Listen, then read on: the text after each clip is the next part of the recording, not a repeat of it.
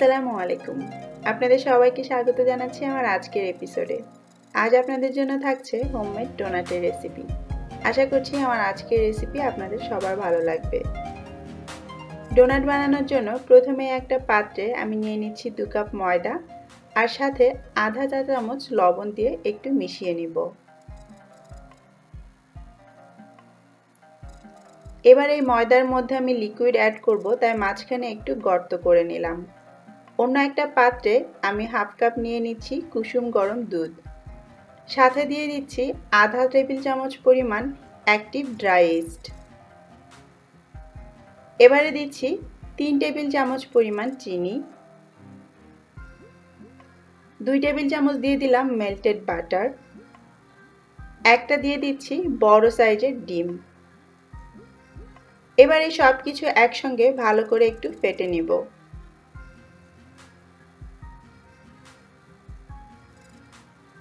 এবার এই লিকুইডটা নিয়ে আমি সেই যে ময়দার মিশ্রণটা রেখেছিলাম তার মধ্যে দিয়ে দিচ্ছি।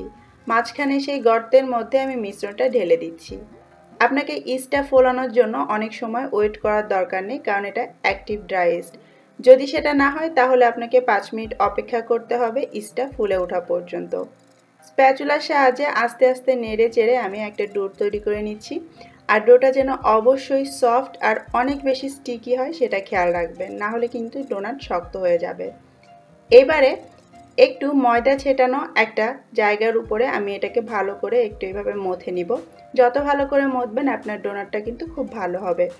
অনেকটা পাউরুটির মতো করে কিন্তু এই ডোটা মাখতে হয়। হাতের তালু দিয়ে এইভাবে উল্টে উল্টে আমি এটাকে মেখে নিয়েছি প্রায় 5 থেকে 7 মিনিট ধরে। এখন দেখতে পাচ্ছেন এটা আর আগের মতো স্টিকি নেই।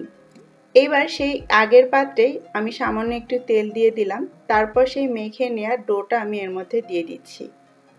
তেল দিয়ে একটু এভাবে মেখে নিয়ে এবার এটাকে আমি ফোলার জন্য রেখে দিব ঘন্টাখানেক। এটাকে আমি ভালো করে একটু ঢেকে দিচ্ছি, আর গরম যে কোনো জায়গায় আপনি এখন এটাকে রেখে দিতে পারেন। আমি একটা বন্ধ ওভেনে এটাকে 1 ঘন্টা রেখে দিয়েছিলাম।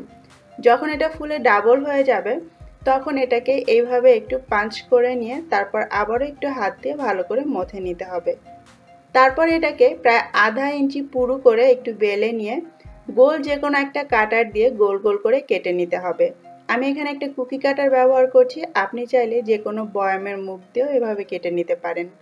আর মাঝখানের ছোট গোলটা কাটার জন্য আমি একটা নজল ব্যবহার করছি।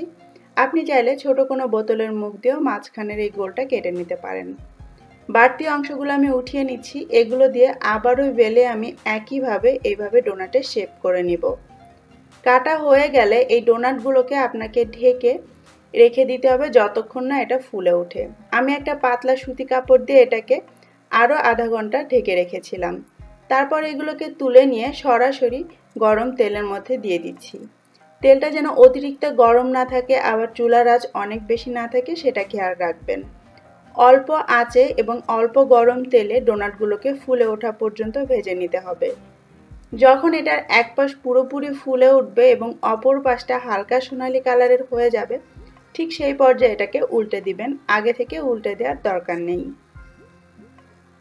অন্য পাশটাও আপনাকে উল্টে দিয়ে দুই পাশে সমান সোনালি কালার করে আপনাকে ভেজে নিতে হবে। তারপর তেল থেকে তুলে সরাসরি এটাকে উঠিয়ে নিতে হবে। আমি একটা ওয়্যার র্যাকের উপর রেখে দিচ্ছি যাতে ভালো করে ঠান্ডাও হতে পারে, আবার তেলটাও ঝরে যেতে পারে। হালকা একটু গরম থাকতে থাকতে এটাকে আমি একটু চিনির মধ্যে এইভাবে গড়িয়ে নিচ্ছি। চিনির সাথে আমি একটু দারুচিনি পাউডার মিলিয়ে নিয়েছি ফ্লেভার করার জন্য। আপনি চাইলে এটাকে চকলেট দিয়েও কিন্তু কোট করে নিতে পারেন। যে কোনো ধরনের মেল্টেড চকলেট ওপর দিয়ে সাজিয়ে নিলেও হবে। একটু ভেঙে দেখাই ভেতরটা কেমন হয়েছে। দেখতেই পাচ্ছেন কতটা সফট একটা ডোনাট তৈরি হয়েছে, আর খেতেও কিন্তু অনেক মজার। বাচ্চার টিফিন সহ যে কোনো অনুষ্ঠানে বাচ্চাদের জন্য আপনি চাইলে এই ডোনাটগুলো তৈরি করতে পারেন। আশা করছি আমার আজকের রেসিপি আপনাদের ভালো লেগেছে। সবাই অনেক ভালো থাকবেন, আমার জন্য দোয়া করবেন। আল্লাহ হাফেজ।